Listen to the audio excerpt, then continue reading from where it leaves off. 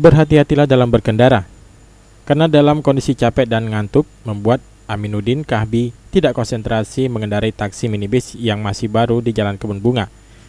Akhirnya taksi yang dikemudikan oleh Aminuddin menabrak dua motor yang sedang melintas di Jalan Kebun Bunga. Dalam kejadian ini taksi mengalami rusak berat di bagian depan dan kedua motor yang ditabrak juga rusak di bagian depannya.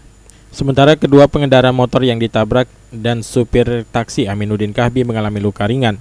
Sopir taksi ini sendiri, Aminuddin, akhirnya dibawa ke kantor Pos Laka 903 Polresta Palembang untuk dimintai keterangannya.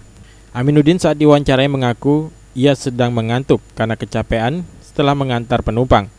Ngantuk atau apa? Apa? Ngantuk.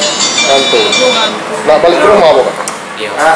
Dari mana tadi, Kak? Dari mana sebelumnya, Kak? Dari ngantar uang. Oh, dari kantor, dari hotel ya? Iya. Dengan kejadian ini, pihak pengelola taksi langsung mendatangi kantor Pos Laka 903 Polresta Palembang.